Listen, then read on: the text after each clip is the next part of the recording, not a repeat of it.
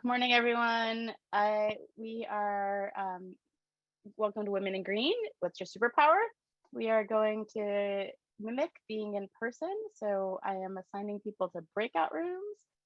Enjoy, have a great conversation, and we will see you at 7:10.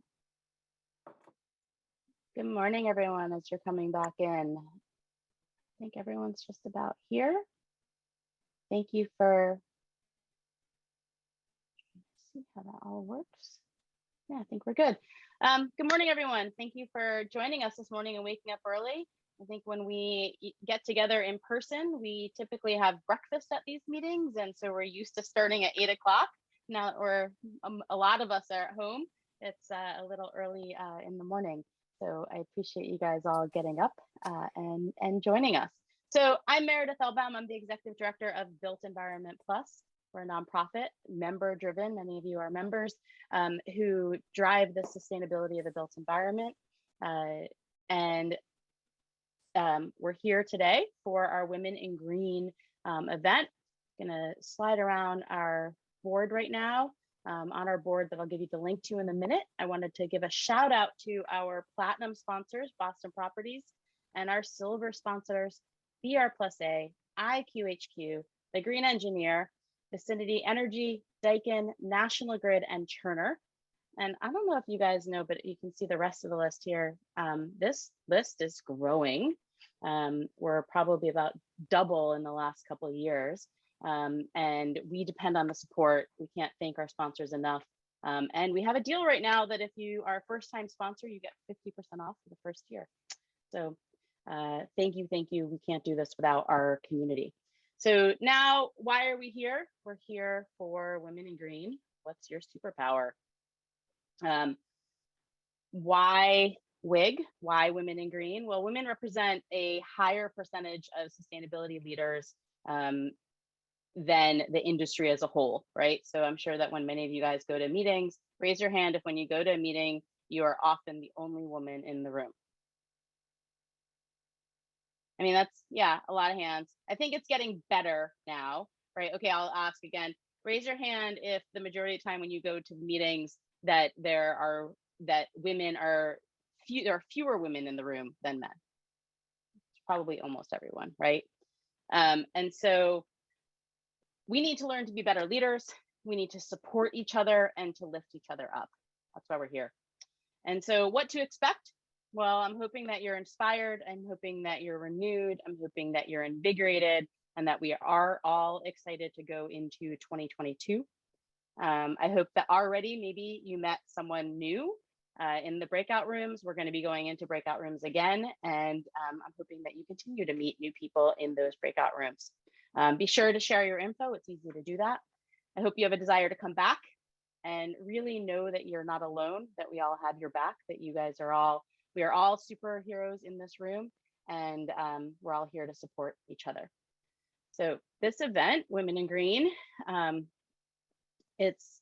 event is hosted by our Women in Green. How to make that go away.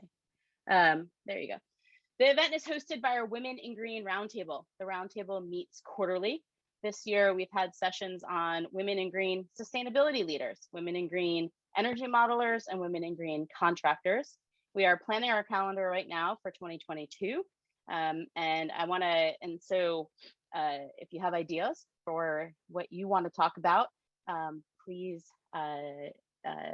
send our ideas. I want to give a shout out, send your ideas to us.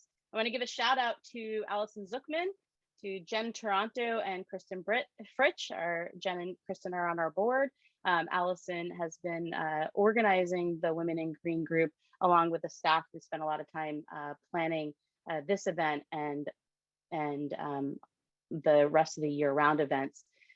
We are looking for energetic people to plan that, to join them. And so there's a leadership opportunity. If you or you have someone who you think would really enjoy helping to plan these meetings and these events and bringing women together, come and let me know or reach out to Allison or Jen or Kristen. And I am today excited to announce that Payette is our first sponsor of our Women in Green Roundtable. So thank you to Payette. And then we also have event sponsors for today, which include our platinum sponsors, National Grid and Eversource, our gold sponsors, SMA, the Green Engineer, and our previous host, Blue Cross Blue Shield, Massachusetts. And I don't know if I should dare say that we really hope to return in person to the Blue Cross and Blue Shield space in 2022. And also, of course, thank you to Arab, Asa Abloy, and Elfis Manfredi for supporting us in this. So with that, I have some housekeeping, which is here. So mics, I think you guys are all got this one down. Mute when not talking, and we will mute you if you're not muted. The chat box, leave it up. You guys are already using it right now. It's a little distracting to me, so I'm not paying attention as much. If it's distracting to you, just turn it off. You don't have to keep it up, but it's a great way to connect everyone. Cameras, if you notice, we on purpose made this a meeting, not a webinar. So it's really nice. I'm looking at the first screen and see so many cameras on. If you don't want to have your camera on, that's perfectly fine if you're eating your breakfast or, for some reason you can't come on. But that's one of the things I think that makes us different, is that we're a community of people, and it's really nice in this virtual world to see each other. Okay. With that, I have a couple other tips. There's some tips and tricks. We are going to be using a Miro board today, which Ethan is going to be putting in our chat box for us. This is what I'm using, the Miro board right here. In the Miro board, you will see all of our sponsors.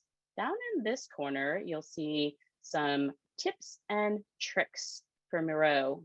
And I'll just tell you them right now. The first thing is you want to make sure that if you're using a mouse or a trackpad, that you're using the right setting, and then you can find out how to use those settings here. And you just change that setting up here in this little box where it says navigation mode. So make sure if you're having problems with Miro that is selected properly. The next thing is that we are going to use sticky notes. You select this little icon over here for your sticky note, and then you can customize it as you see, right? If I just grab one, comes up, and I can customize my sticky note. Oops, there we go. I created a sticky note that I'm going to delete.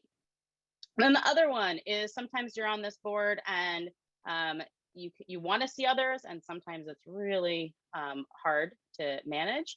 And so you can show your collaborators cursors. So let me see, where are all of you? You're all over here looking at our women heroes and all our visitors. But if I find that that's problematic, I can turn you on and off.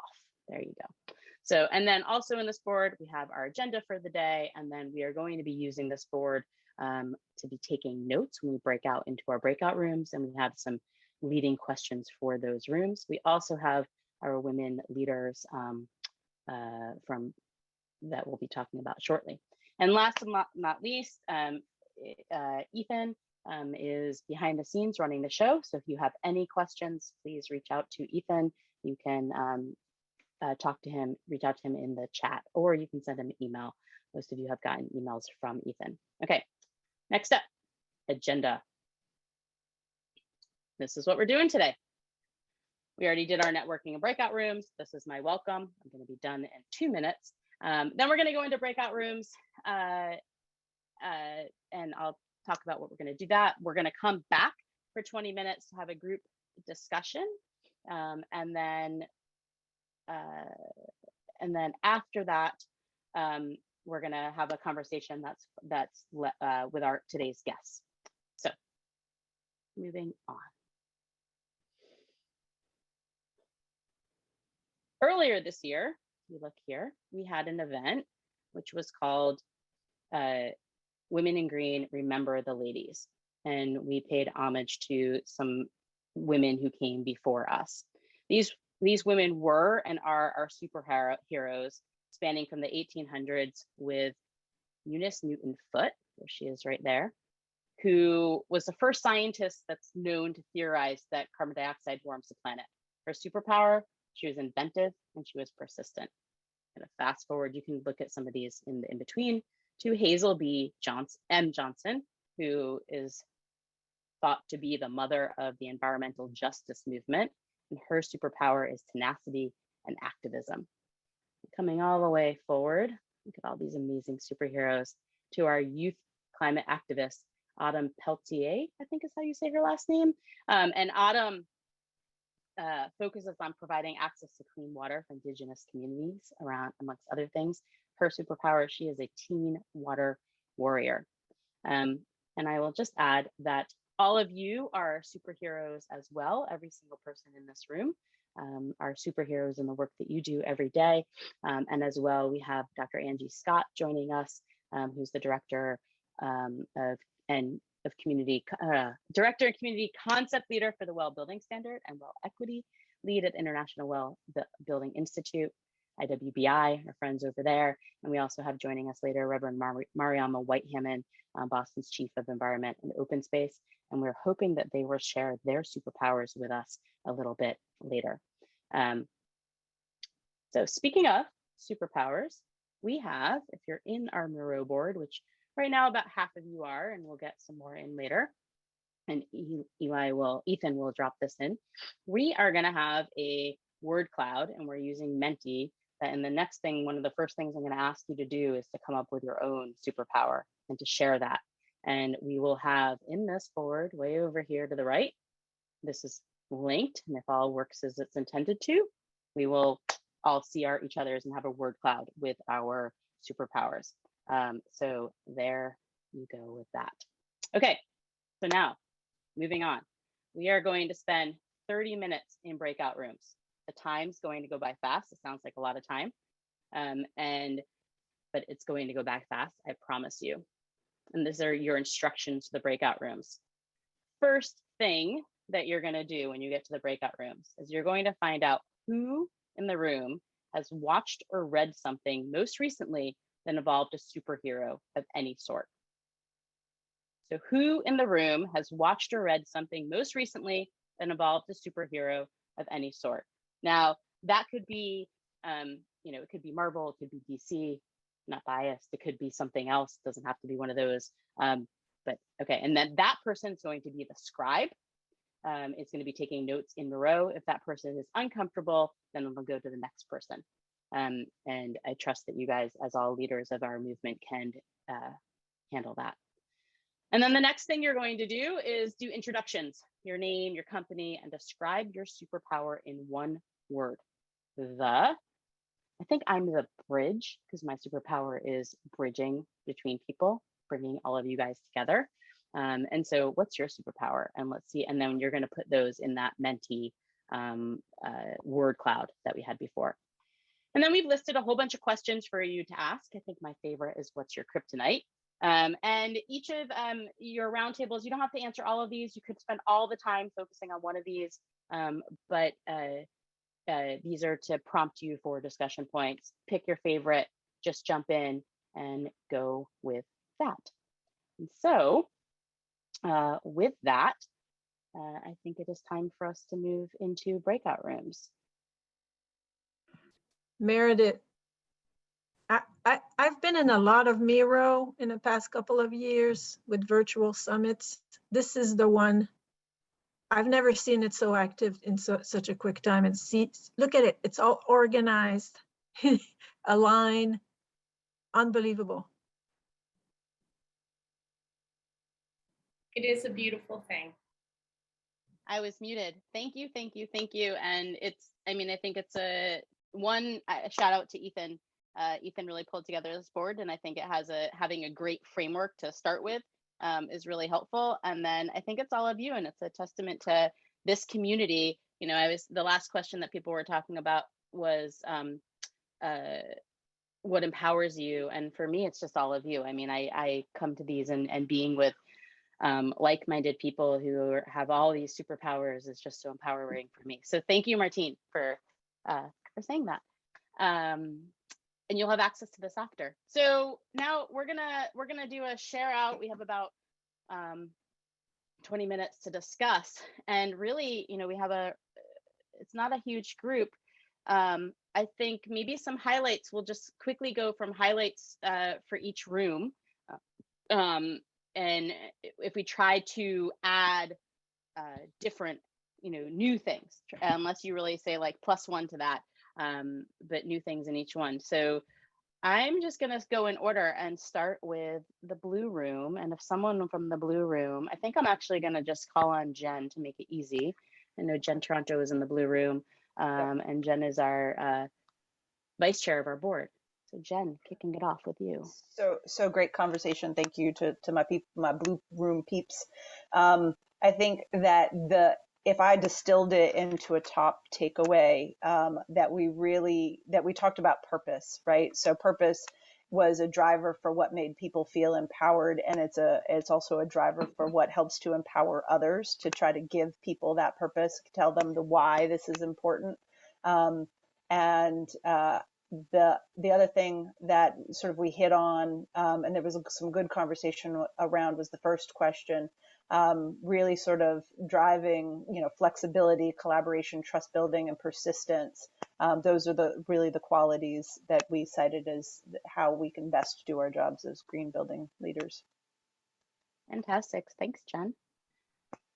Tamara, I'm going to count on you next, and I think I'm going to be focused from the green room and ask, I'm really interested in this question about the additional superpowers that we've needed in the past 20 months. How have it looks like you guys have a lot to talk about there.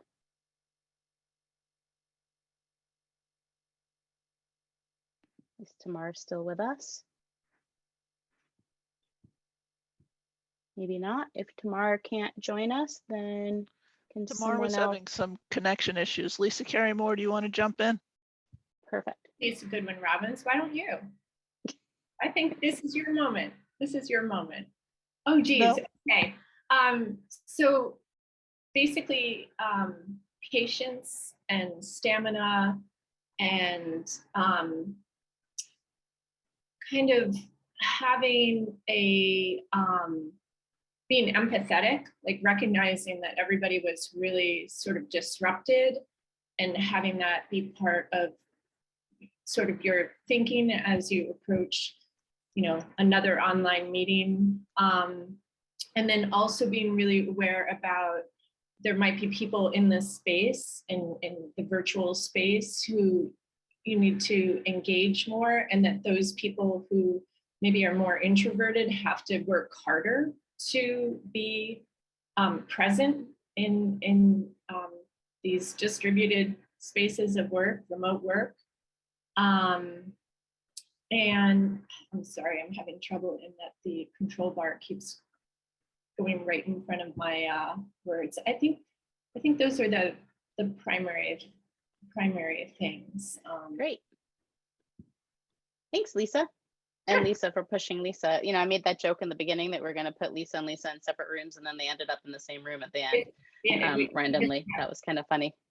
So the yellow room, Lisa Cunningham, do you want to share something that you guys talked about? Is Lisa Cunningham still here? If Lisa Cunningham isn't here, then Rosalind, do you want to pipe in?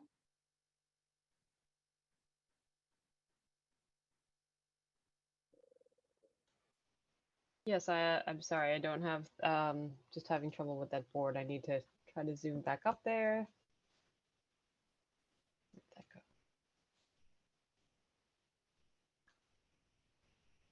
And I just got kicked out for some reason. So what was your question? Okay. The question is about in your yellow room, something, why don't we say, what kind of superpowers did you guys talk about that people need now to be leaders of our industry? We were talking a little bit about the importance of personal connections with our clients, and how, even though we are not getting together in person as much as we used to, there is the opportunity to meet people more easily in some ways, or in different parts of the country or different parts of the world. And that's been great and very fulfilling for many people. And also just the importance of taking the time to connect with our colleagues on a personal level. And I think I mentioned something like, as a woman in the field, sometimes I'm cautious about, did you waste 30 seconds or 2 minutes of people's time, joking about a non-work topic? during work time. Maybe that's not professional, but then I would see men, talking to their clients for, a long time about sports or something. And then that's how they form some personal connection, because people want to work with the people that they know and like and share things in common. So even though everything's awkward on Zoom and that kind of thing, just thinking about ways we can make the personal connection anyway, or doing our best with that, is really important. I agree 100%. I know there are some of you, including you, Rosalind, who for me, like, we only know each other through the screen. We haven't met yet in person. And I'm looking forward to when we can do that. Thank you. Me too. Moving on to the orange room. I saw Marcy, you were really participating in the orange room. What's one thing that in discussion in the orange room that really stuck out to you? We focused a lot on collaboration and building trust with people that you may be working with that don't necessarily have the same mindset or beliefs as what you believe in, and how it's important to use humor to bring people together, to really get everybody on board to move your ideas and projects forward. And also, if you're working with people that might not necessarily have the same experience, whether that's professionally or life experiences, how do you keep people moving the direction that it needs to go and not get hung up on interpersonal issues? Yeah, Great. Sounds like a great discussion.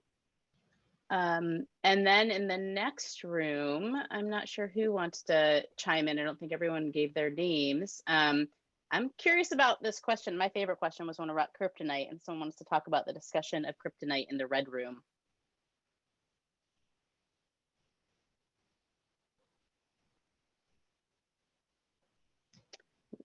Why All right. okay. Allison, I can jump in, unless I'm looking for, Rachel was our facilitator, but I don't see her right now. And anyone else jump in. So kryptonite, we talked about general frustration this last year, especially just being organized, connecting, being stuck at home, people with, folks with families and different things they had to take care of during the pandemic. It feels disorganized and a little out of control the last few years. Too many things at once.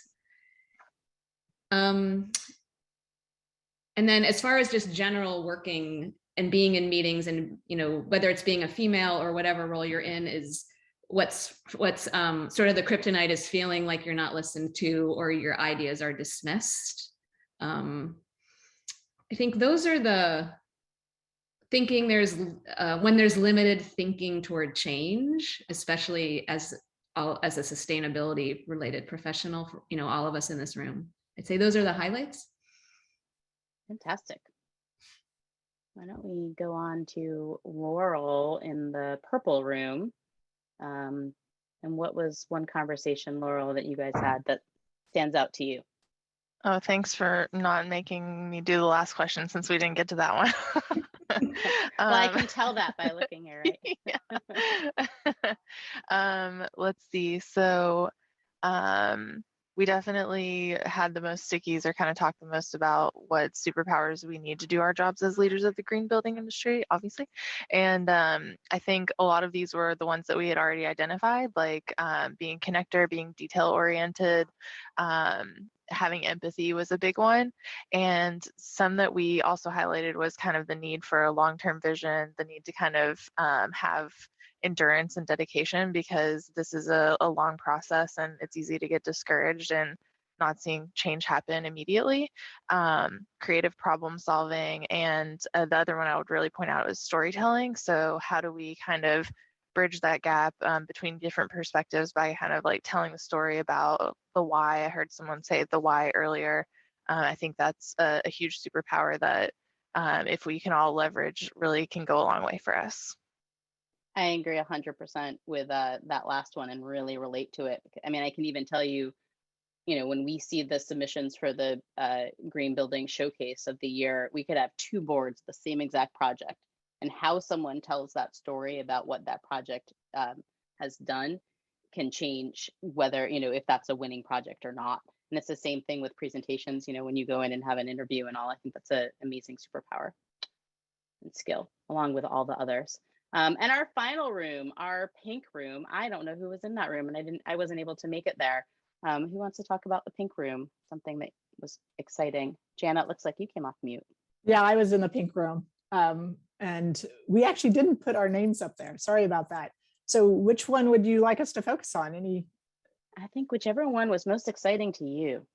Well, I think that we talked a lot about tenacity and being able to stick to it. But the other thing I think that we all had in common was this concept of being able to translate ideas, whether it's complex scientific ideas or even simple ideas, translate that into the language that people understand and is relatable and important to them.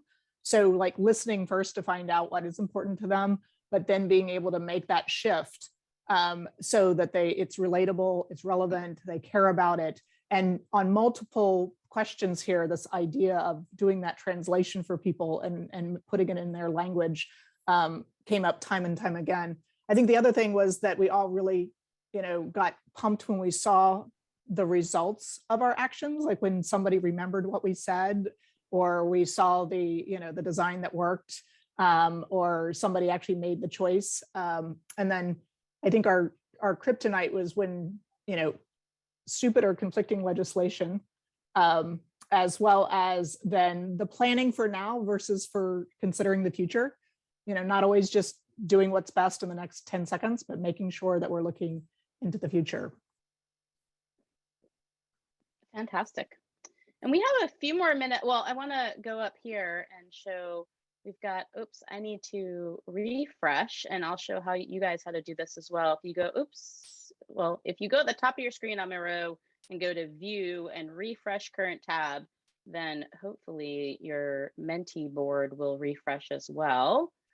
And there, we put the link to the Superpower, to the word cloud in there. And I put it in the chat just recently. So let's go see over here. I've got some. It'd be great for people to add these so that we can have an image that we can share later. So if you haven't put your superpower in there yet, please add your superpower there. And I'm wondering, I'm going to open it up. And is there some other things that people want to add to this? Thoughts about the conversation about being superheroes? And I'm going to embrace the pause until someone speaks up.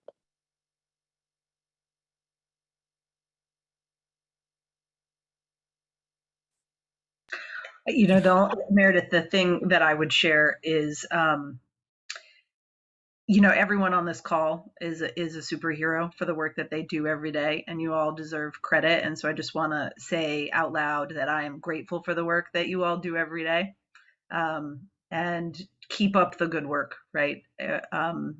You are all superheroes in your own right.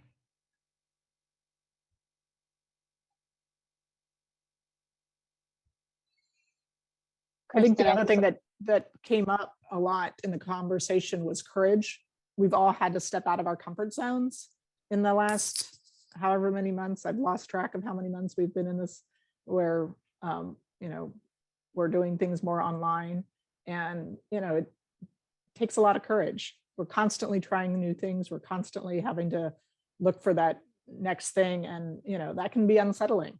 But it, again, that just proves that you're all superheroes, because you've managed that and you continue to do that every day.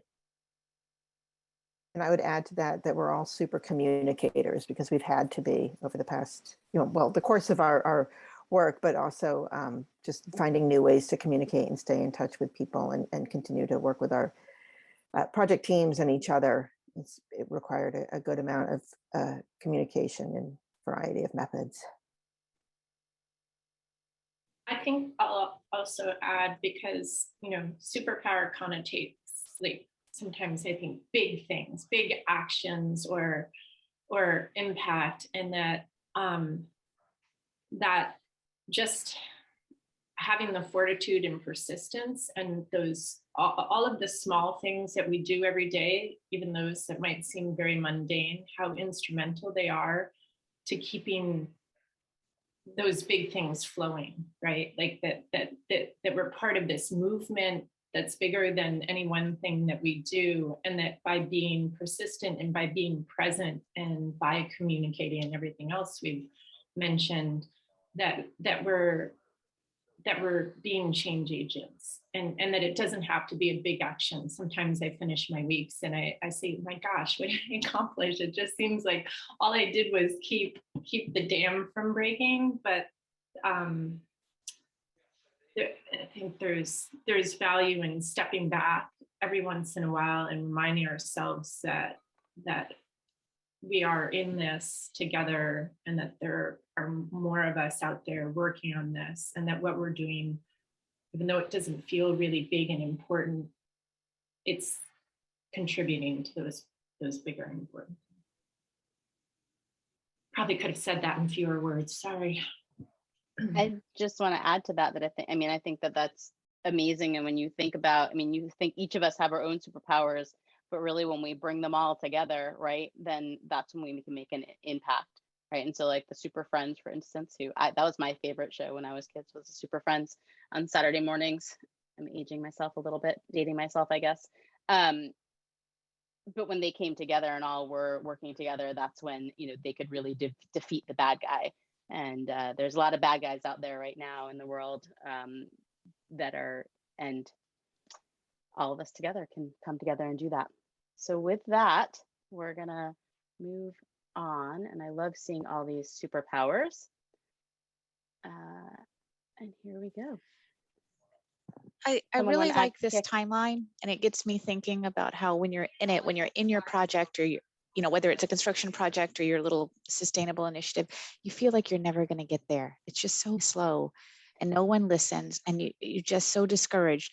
But then at, say, a green building showcase, when you look back on the year, you're like, oh, we actually did something there. And like looking at this timeline, I'm like, okay, like, we are making like progress there. And so I think that it's really important to check back and look back and, write down those accomplishments.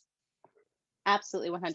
And that's why I think Green Building Showcase, aside from Women in Green, is one of my favorite events of the year, and one of the most important, as I said at that event, that we have to celebrate our achievements, because the work that we're doing is really, really hard, and it's really important to celebrate and make note of the progress. Thank you for sharing that, Carolyn.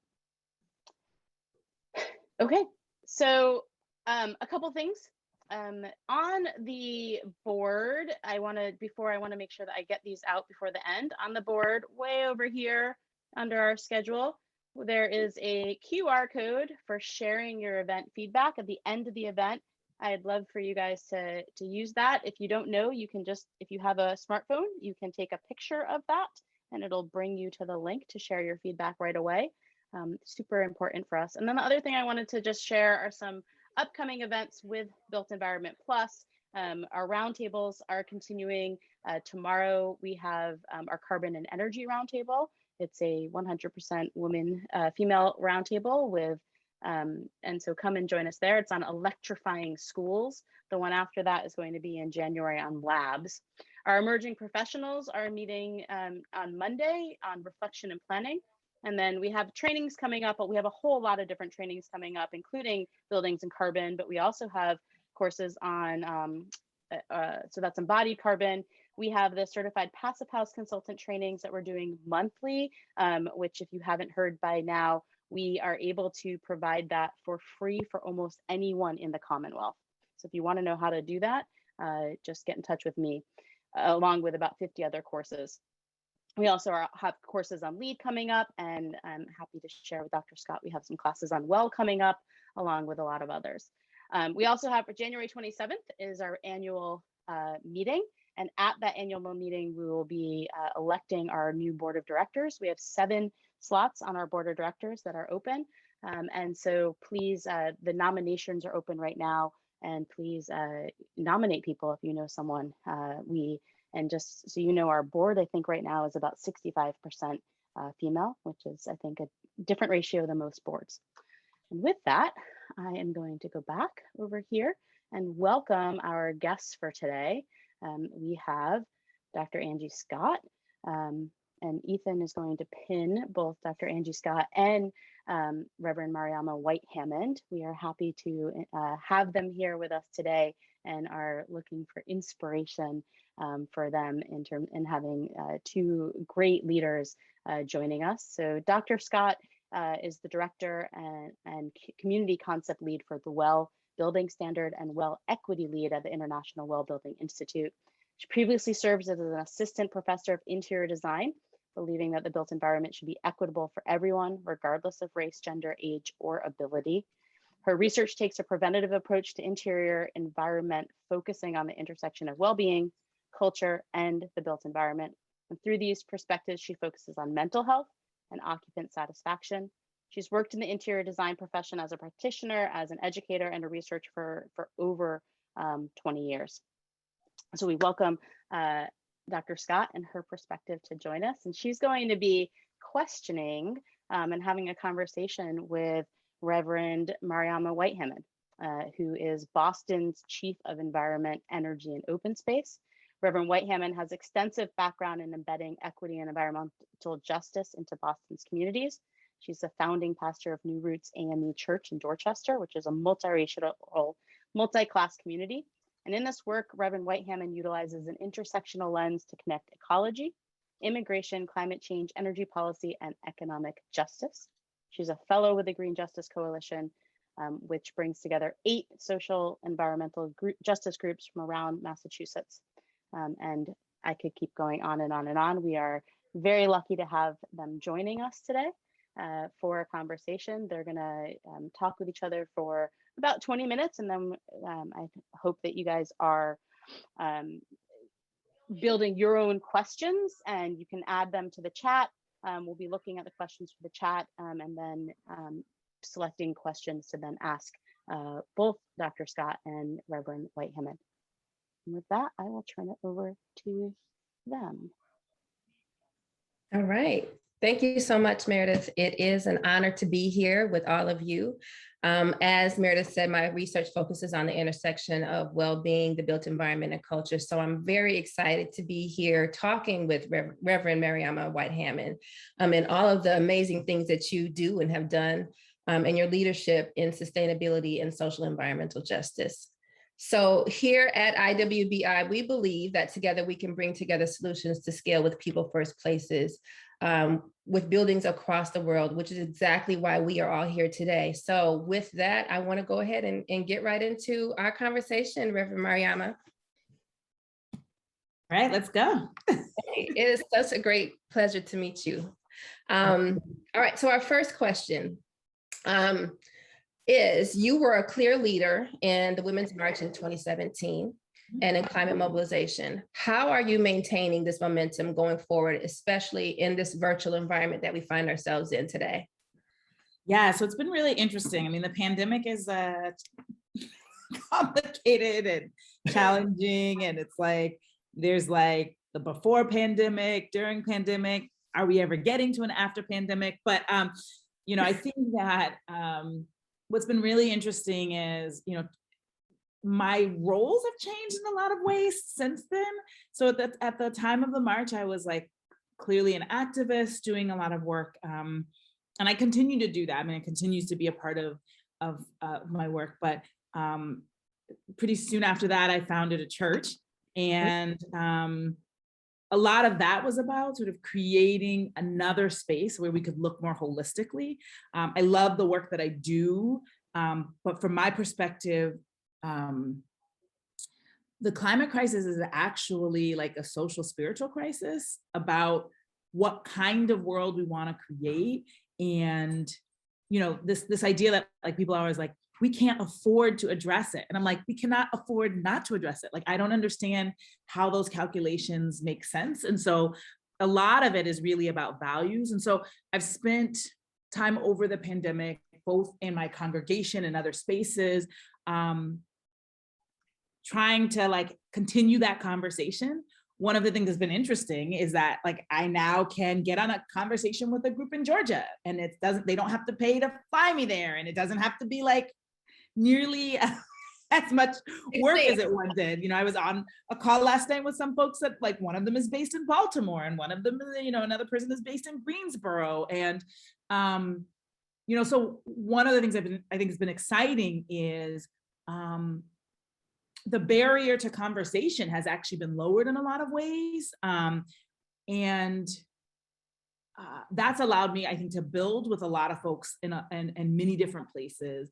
People that I've known for years, but like, I knew about Zoom, just never considered before the pandemic being like, let's Zoom.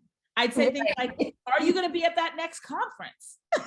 You know what I mean? Like, we thought we could only see each other when we were in person, even though I was using FaceTime with my family and like WhatsApp to talk to, you know what I mean? So I do think I have tried to participate in sort of, and I think this is probably, we've all seen this, there's an opportunity to talk with more people in more places.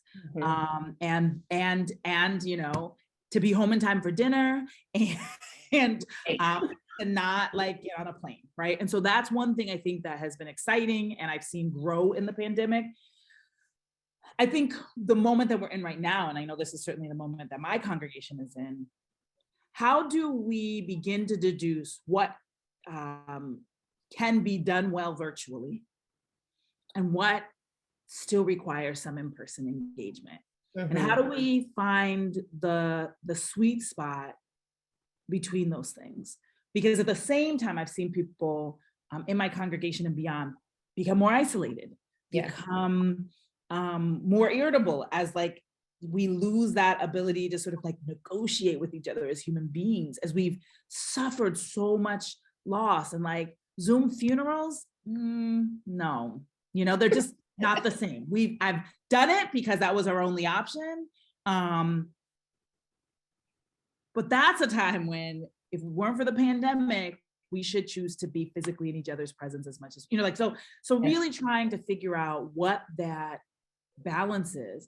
I know, you know, I've had conversations with friends of mine in design and like this whole question of like, how should we be designing future buildings? And like, if this is the way of life. So, I mean, I think that like everyone, I've been trying to figure it out.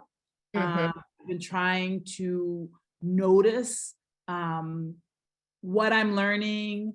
And I think some of this I'll be able to answer like a year from now, maybe with more cohesion than now. But I mean, then the other layer to that is that, like, as I mentioned, my position has changed. So I was an activist at the time of the Women's March. Then I became a pastor, like not too long afterwards in that same year.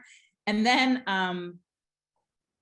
shortly after that, well, it was a little bit of time, you know, this year I became a government official, which was a real transition for me.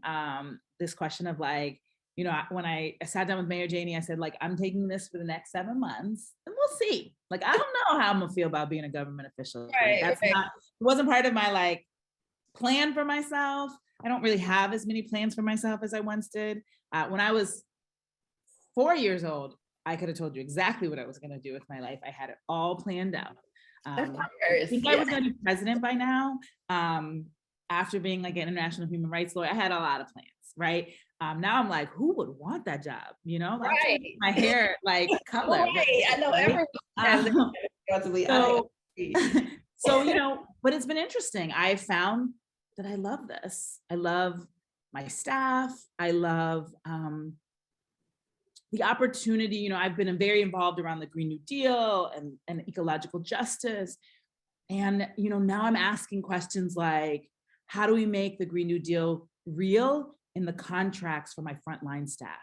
The people that we pay to take out the trash in the parks. How does it become real for them?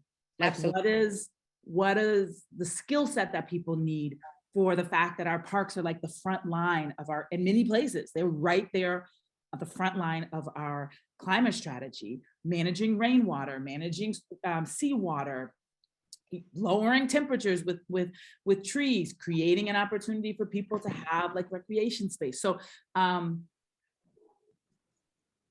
it's moved me out of being just inspirational, which I hope I try to like inspire people, that's, but to really figure out how does this become operational for people who don't ever go to anybody's march or rally. Like climate is not at the forefront of their mind. They're trying to manage a million other things. How does this vision of what is possible in the future become real for folks? Managing 8 other things, right? I hear you. So there's a lot. Yes, well, it sounds like you're doing a good job in figuring it out. There was a lot to unpack there. Some of the things that really stuck out to me is that you said this is a spiritual and social a time when the pandemic hit. And I totally agree. That's something that me and my circle of friends have always said, that this is spiritual, what's happening here. And we really took time to just stop and take care of ourselves in this time, and so I think it's amazing that you started a church, in that same vein, and really understanding that we need these social connections, as we know in well-being. That is one of the factors of well-being, is our social interactions with one another, and really trying to navigate, like you were saying, how to find some balance there, because we are still very much in a pandemic, whether people want to understand that or not. It's still real, and so needing to really kind of think about all of those different things, and just being in these different positions that we find ourselves in, and being able to navigate. So I think you've done that beautifully with where you're at today. So wonderful, wonderful responses. Okay, I'm going to move on to the next question here. So I know, and I know that through literature, conversations, and our lived experiences, we understand that women have historically been marginalized. Our society is finally realizing and acknowledging the power of women. I live in Georgia, and we have some really phenomenal women here. When I think of people like Stacey Abrams and Latasha Brown and others who have led grassroots movements. So we see a rise in women in politics, especially locally. On the other hand, we have seen women leading climate and environment issues. So how do we put those two together? How do they go hand in hand? And what are the points of intersection? For example, I know that you spearheaded the free bus and bus routes there where you're at. And so Mayor Janey got it started. Mayor Wu was the first person to put out the idea. She just expanded it. So I think that, I think that a couple things. So what I think is that, I think we all have lived the reality that it still feels very much like a man's world. And that's like, that is not gone. I just last night had a conversation with my predecessor, who's awesome. He's totally supportive. And we were talking about a particular figure that he said, oh yeah, he's really nice. I said, yeah, talk to the women in government. We have a different experience with him. And he said, really, what? And I started telling him. He was like, oh, and I was like, yeah. And he was like, well, it's just a reminder that I can't always say how people are, with other people. I'm like, yes. So I think the reality is that there still is a context that we are dealing with. And I think we are starting to reach more of a critical mass that I think frees us a little bit to ask some questions about how do we want the system to be fundamentally different because we are in it. And I think, you raised Stacey Abrams, who's one of my sheroes, like she is not just fighting to enter a system and let it remain as it is. There is a big push to say, if I'm there, what am I demanding of the system that's different? And I think there have always been women doing that. I do think we are at a point of critical mass where I think we should be pushing just a little bit harder. Like, I think we have demonstrated our ability to win. And I think we need to demonstrate our ability to shake it up and govern in ways that are radically different. And so I think like I said, there are many women doing that.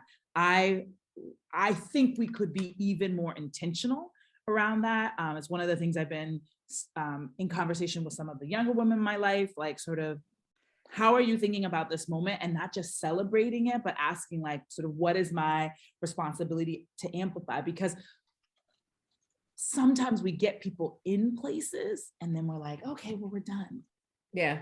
Like, actually, it just you can't push the door open. Like, you can't ask her to do all the rest of the work. You need to get behind her and together, like, keep pushing. So I think, you know, I am so excited to see it. And I do want to just keep reminding us, I remember this a lot, like particularly with President Obama, like so many of us, we worked and then we went to the inauguration and then we went back to our lives. Mm-hmm. And I think there were a number of things that he posited that we were like, good, you go do that, right? And it was like, oh, how come we can't get that done?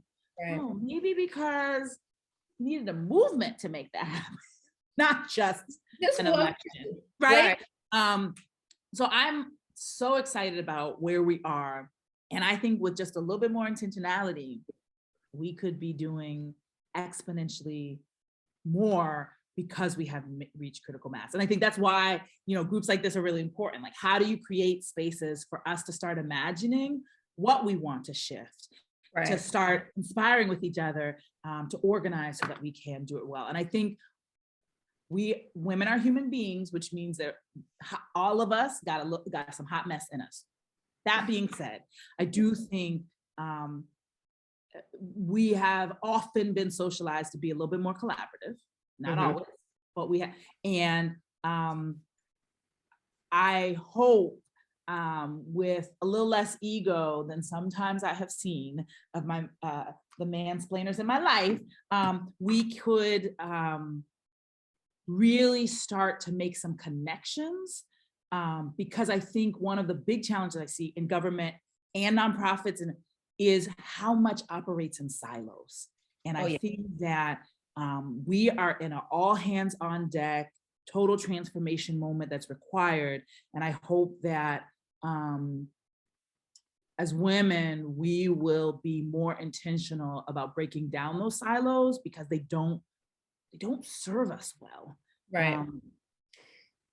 Yeah, totally. So I love that you said we need to become more motivated. 100% agree. How do we kind of step outside of, okay, they're doing that, yay, you know, we won, and now I'm gonna sit back and, you know, just chill and you know, let everybody else do the work. How do we create motivation? How do we get people inspired to act? One of the things that we're doing at IWI is creating a well equity rating, really hoping to move, you know, equity at scale across the globe. And we've been meeting for a year, just listening to people, but then also convening people to understand how do we get at this movement, this action, because we can no longer have these performative, just, you know, stances.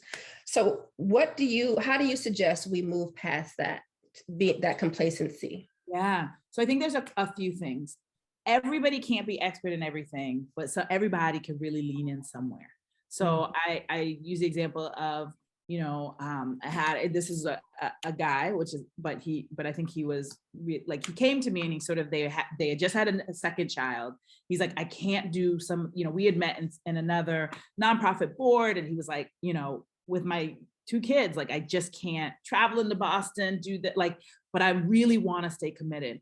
And I said to him, you don't have to come into the city to work on racial justice issues. I said, you live in Newton, which is one of our, you know, suburbs. I said, what's going on there? Like, what are the racial justice issues where you are? And he realized that he didn't know. Like, there was a tendency to be like, I'm gonna go work with underprivileged kids, and that's where I should put my energy. But I was like, there's another side of the equation where people are holding up power on the other side.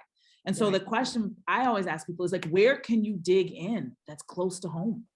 That doesn't require you like traveling somewhere or like building all sorts of necessarily new relationships, but really can be about being active where you are, being active in your child's school, being active on your name. Like, how do you find a space to push that's realistic to the life that you're in, and then go hard? So I think that's one thing that I really, you know, push people to do, the amazing, important local work. I think the other layer to that is, you know, from my tradition, I believe that, you know, I always talk about the stirring of the spirit. you know, and I say, if the Spirit is doing this work, then I'm not the only one that feels this way. She's stirring up other people to feel that same way. So the question then often is like, how do you find your people? Because doing the work by yourself, it will jack you up. But if you can find the other people whose hearts are in the same place, and sometimes you don't need a mass meeting. Sometimes you just need two other people that you're like, when it gets crazy, I can call you and you can be like, yeah, girl, I know exactly what you're talking about. Right. And so I think making those connections. And then I think, again, when we're talking about local, like, what is it in your job? Like, is your company doing what it could be doing? And so I think really asking the critical questions, what would racial justice look like in the neighborhood that I'm in the field that I'm in the school that I'm part, you know, what would it look like? And how do I dig in to help people move from where we are? Because I think I'm not against some of the symbolic work that we've done. Because sometimes you need to name things, you need to like inspire people. And sometimes we stay in that shallow place like for too long. And what we really need to do is say, how does this dig in where we are? Like, how do we look at our curriculum? Yes. And ask where there's a space to go deeper. How do we look at how we prioritize projects and ask, like, is there something other than profit that we could also give a bump score to that like changes where we invest? How do we, if gentrification is terrible, how are we contributing to that or not? Like, what are we, you know, so I think that sometimes people come to me and they're like looking for the thing that is going to like eliminate racism.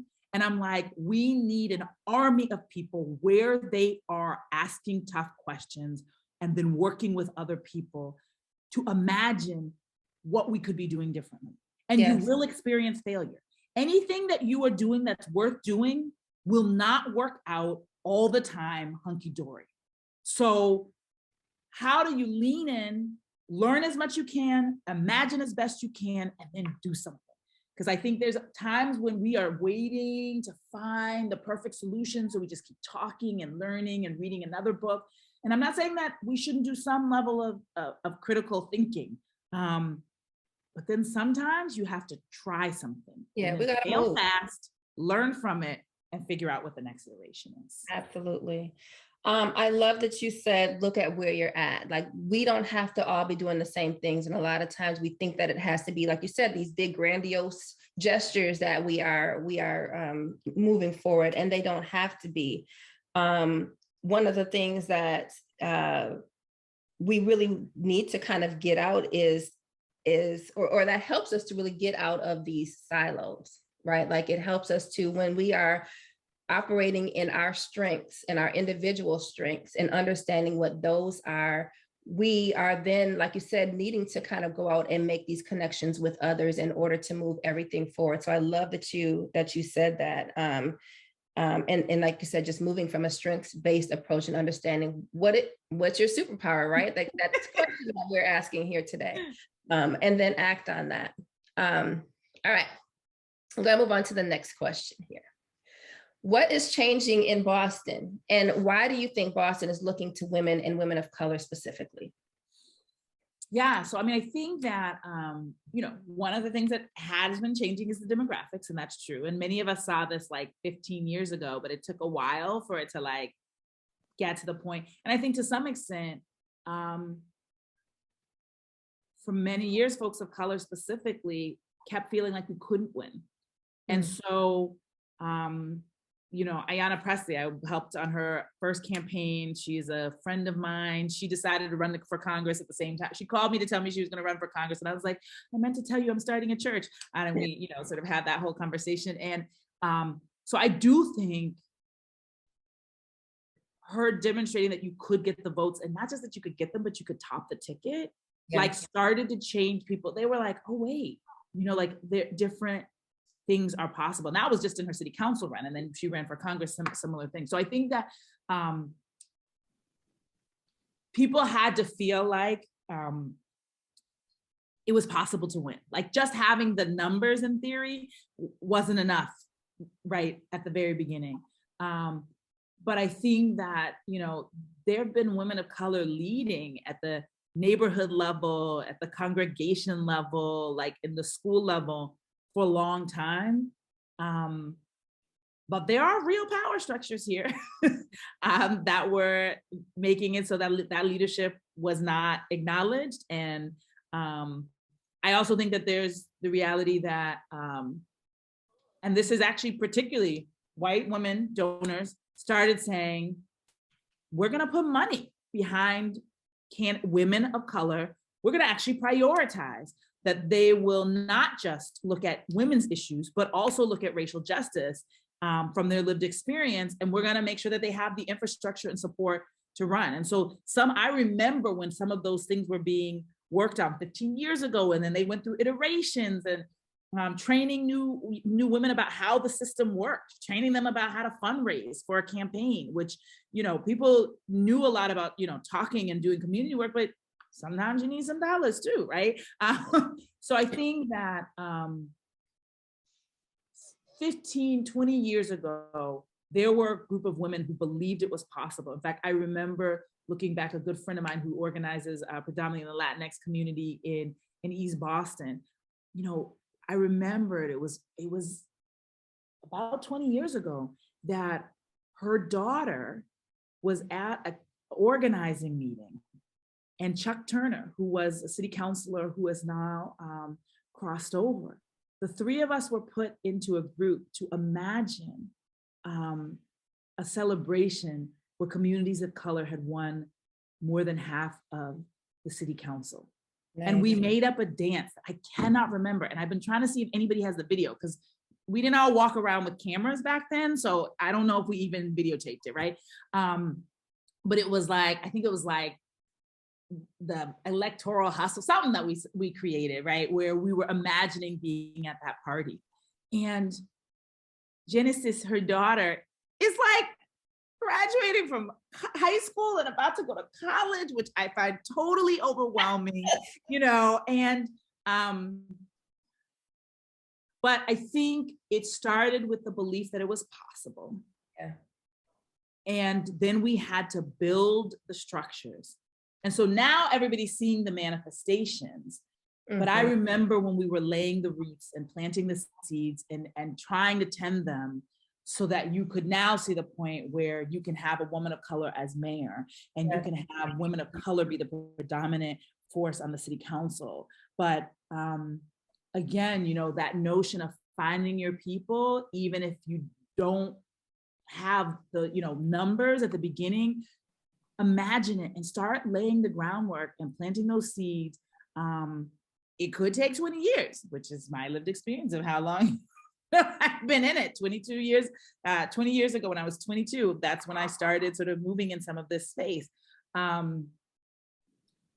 But it is worth it. And now I feel honored to tell the story. Mm-hmm. And there are people we have lost along the way, some to old age and some not. Yeah. Yeah. Dr. Scott, I'm going to jump in for 1 second and just let you know, I'm looking at the time, and I think we have time for one more question from you, okay. And then we're going to pass it on to the audience if that's good. Absolutely. No, that was amazing. Thank you, Meredith. That's amazing. One quick thing I just want to add to what you're saying, Mariama. Me and a friend, a therapist friend, just had, well, she's my friend, she's a therapist, she's not my therapist. We had a discussion last night saying that exact same thing. Planting seeds doesn't mean that it's going to happen the next day. Mm-hmm. It's going to take time. And she was talking about it took her 30 years to realize where she's at now. But planting those seeds and making the decision to change, it's going to happen, but we have to have patience and understand that will take time. So I love that you said that. Okay, let's move on to, I could sit and talk to you about this all day, but I want to respect the time and move on to, I'll combine the last two questions, okay? Because the very last one is a very one answer. So you are meeting with women driving the sustainability of the built environment, many of whom are working on green projects within the city of Boston. What are your current priorities and projects, and how can we support you? And when you finish answering that question, let us know what your superpower is in one word. Okay. Well, I think that I can answer the second one first because I think it relates. So my, I call it making it plain. I think that people, I would say in two things. I think I'm pretty good at taking complex ideas and sort of drilling them down in a way that like people can access them who don't have to know all the behind and all of that. And I also think I try to distill what is the sort of moral, social, spiritual piece underneath what we're talking about, because everything is driven by values. Mm-hmm. What is considered waste is just a question of what you value and what you don't, what Absolutely. You are willing to throw away and what you think is precious enough to keep recycling and reusing. So I think that there's a few things that we're working on that I would, sort of love folks support and help on. We just passed in September, BERDO 2.0, which is our building performance standard. We've committed to being net zero by 2050. And this says, here's your timeline, folks, of how you're gonna get there. So all buildings over 20,000 square feet need to get to net zero by 2050 on the schedule that we've put out there. People are freaking out. I'm getting lots of calls. They're overwhelmed. And so I think a couple of things. One of the key things is we need so much innovation in retrofitting. Like I am so excited about the innovation in new buildings, but in 2050, the large majority of the buildings that will exist in 2050 already exist now. Yeah. And so what is the innovation around retrofitting and how do we do that in a just way? Because there are also a lot of proposals that don't always take into account making sure that workers are paid a good living wage. Like I'm really needing folks in the industry to hold the value around building materials and green with the value of around who's gonna install it and how we make sure that that is done in a just way. Mm-hmm. Because I've done work with labor and unions for years. And, people are like, why are they against this stuff, right? Now, some people are never going to move, like it is what it is. But we make the decision every day about whether or not we think about those workers and the way we're doing things. And if they believe that we are considering them, thinking about them, centering them, they will join the movement and be part of it because they don't want their kids to drown like all the rest of us, or they don't want to die by heat stroke out there doing the construction and be unable to breathe in the very environment. But they have to believe that they're not going to be sold down the river by folks who are so excited about green that they haven't even thought about their needs. So that's, the innovation around retrofits, the real inclusion of labor as a key idea and thought and how we do the work. So I think that's, and I think, we are creating a market of people who need help. Like, if you got a good idea, reach out to them, like share it with them, help them to stop feeling like it's not possible, right? And we've been trying to do that where we're like, people in the same industry, get together, start talking, hospitals. When you figure out something, tell the other hospitals so they can follow you so that you can all together be moving forward. So that's one. Go ahead. I just said, what a concept, right? I know, right? So I think, and I think the last piece is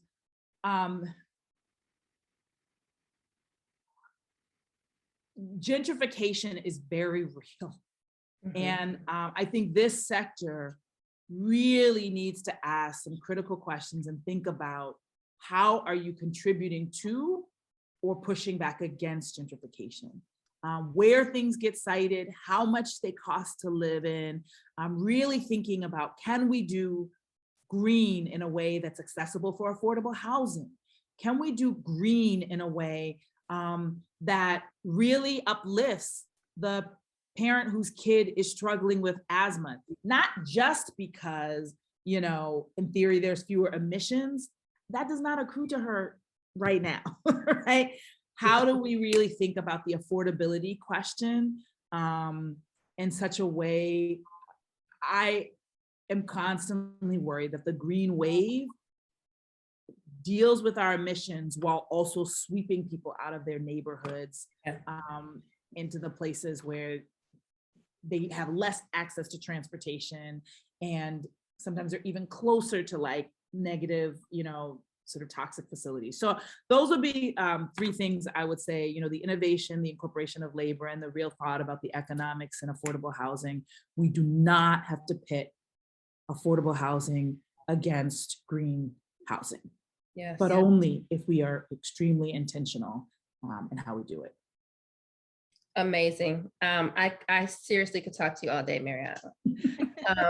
Unfortunately, and I'm sure all of us would love to do that too, but unfortunately we do have to come to a close. I know that we have a Q&A session after this, right, Meredith? Yep, that's true. So I'm going to turn it back over to you. Thank you so much for this time. It's been wonderful meeting you and talking to you, and being here with all of you today. Thank you. Thank you to you, Dr. Scott, for leading the discussion and asking the questions and joining us. And you are a woman in green as well. And so glad to have you. Thank you so much. And I just want to say that everything that you just said really resonates.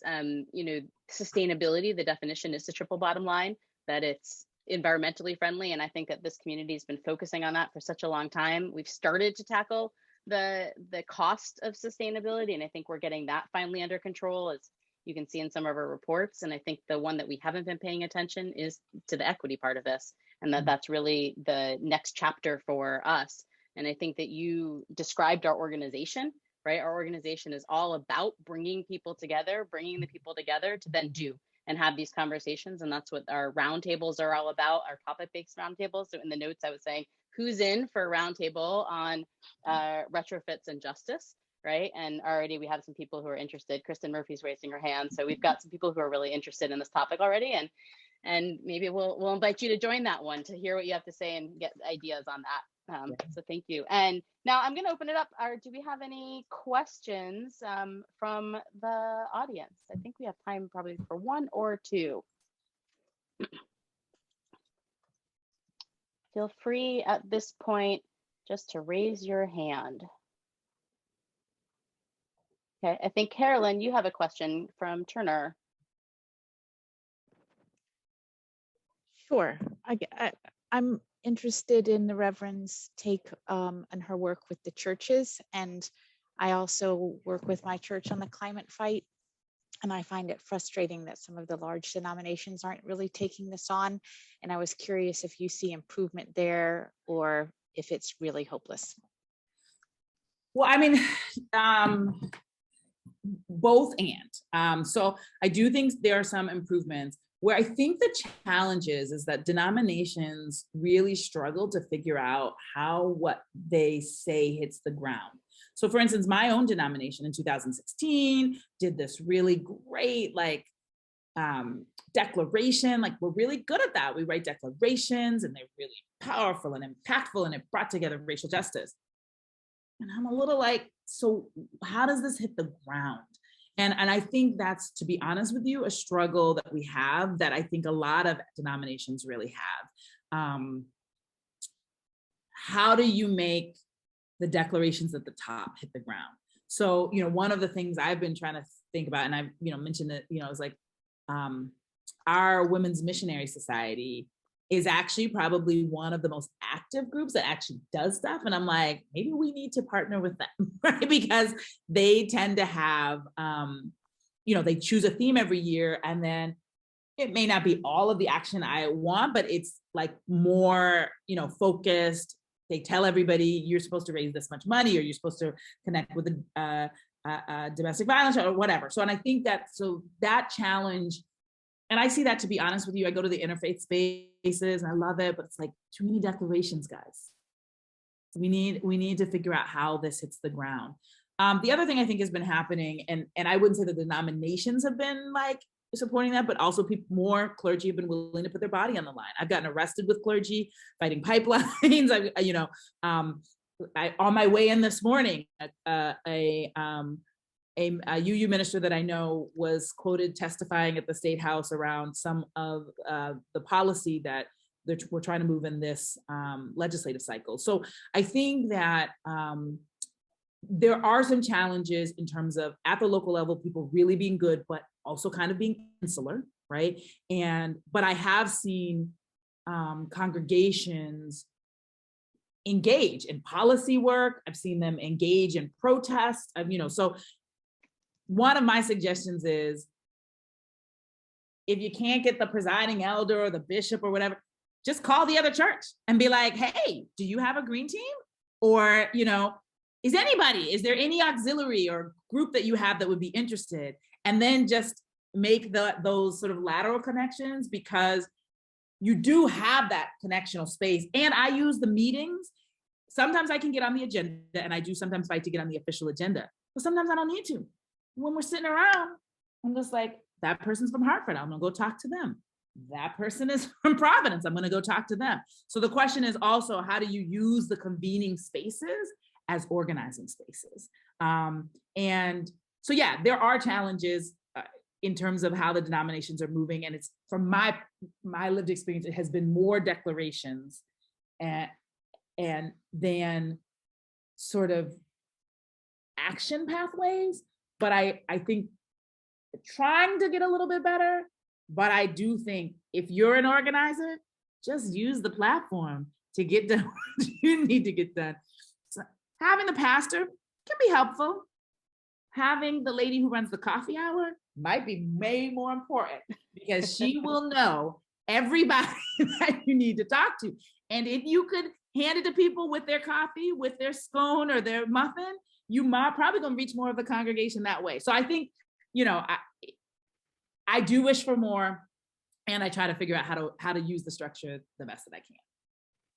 I think that's great. And I think we have time for one more question. I think I see that Daniela has raised her hand, and if she wants to come off mute and ask this last question, and then we'll wrap up. Hello, Reverend Mariama. I'm so excited that you're here. I'm a really big fan of your work. Actually, recently started attending your church, and I love it. And so I was hoping to ask what advice you would have for young people of color that want to join this movement, but may not necessarily have the professional skill set to, actively work on this kind of issues right now. So I'm a former Boston public school teacher, and I live in East Boston. A lot of the, climate change and pollution is happening in our communities, and it affects our students. Like, half of my students had asthma because of the environment that we live in here in Chelsea and Everett.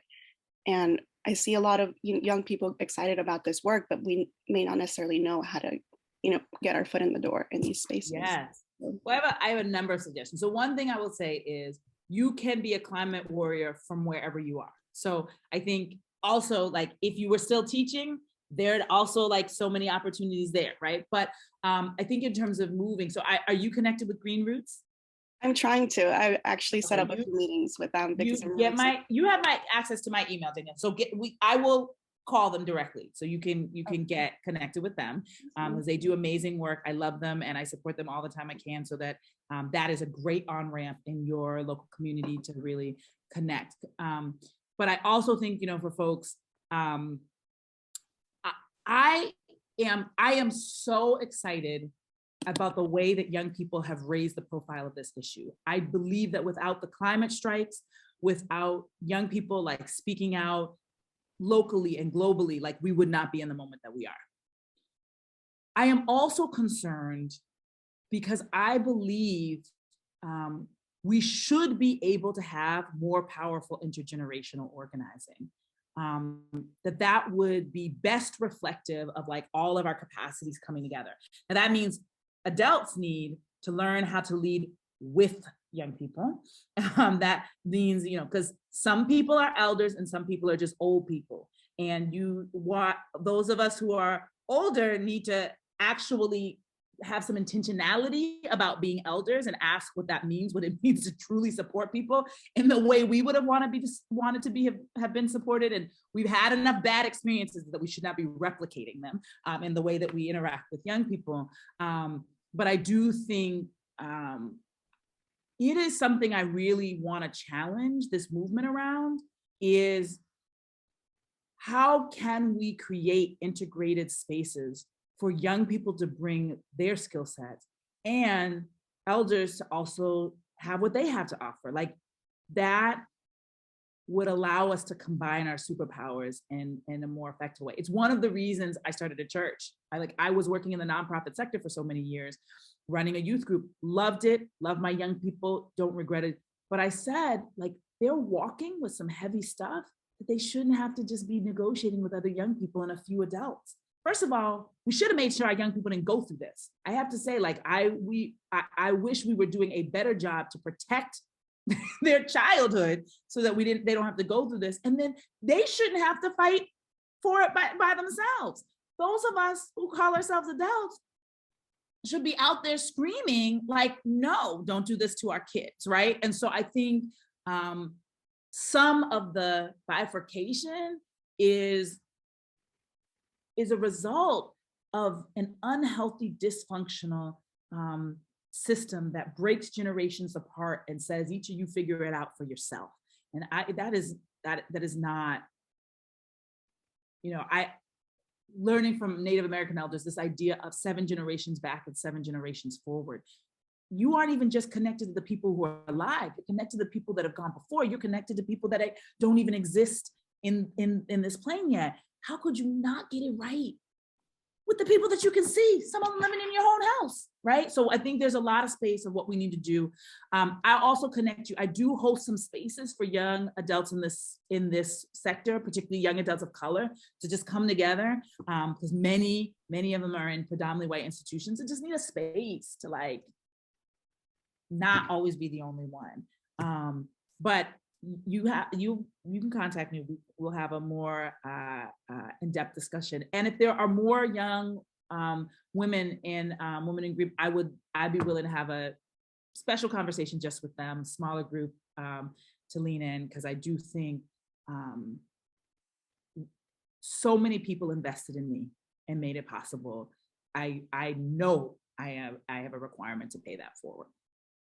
Thank you so much. Thank you. I don't think we can say thank you enough for joining us this morning. I have a strong memory of being at Greenbuild a couple of years ago, and there was a young woman who I don't remember her name, unfortunately, who was speaking, who was a keynote speaker. And I remember her yelling at everyone in the audience saying, I should not be missing school today to be here talking to all of you guys. You guys need to grow up and do this yourselves, right? Like, don't put this on me. So I recognize that. And the youth are our future, and we need as leaders to be fostering them and bringing them on up. I want to remind everyone that we do have our emerging professionals group. I think it would be great to have you come and talk to our emerging professionals group. They meet monthly, and so please join us there. So big thank you to you. Thank you so much to Angie. Dr. Scott, it was great to be in conversation with you, and we'll have to figure out how to have that happen again. I know you're in Georgia, so we'll have to figure out when that can, we could just have coffee. We'll have to do that. I love it. It's just one Zoom away, right? And I know. We don't have to wait till I'm there. With the equity rating coming out of well, I'm really excited to see what that is and how we can support that moving forward. I also want to say that, I know one of the things I'm taking away from here is that we all wear many hats, that we are all have our superpowers. The superpowers don't have to be huge, right? And that little things really can make a big difference, that we don't have to do this alone. You don't always have to feel like the weight of the world is on your shoulders, because we're all working together to do better. And just even, the local work can be the best work. We all wear many hats. One of my hats is as a mother, and my kid is going to be going on stage at 10 o'clock virtually. So I'm going to be peeling off in right a minute. Ethan's putting the link to the survey. Please fill that out so that we get some advice for moving forward. And I just want to say, see you soon. And thank you, everyone. And look forward to moving together in the future and continuing to work with both Dr. Scott and Reverend White-Hammond. Thank you so much. Yeah, thank you, everyone. Thank you. Thank you, everyone. Bye. Thank you, everyone. Have a great day. I hope you all feel inspired and are looking forward to 2022.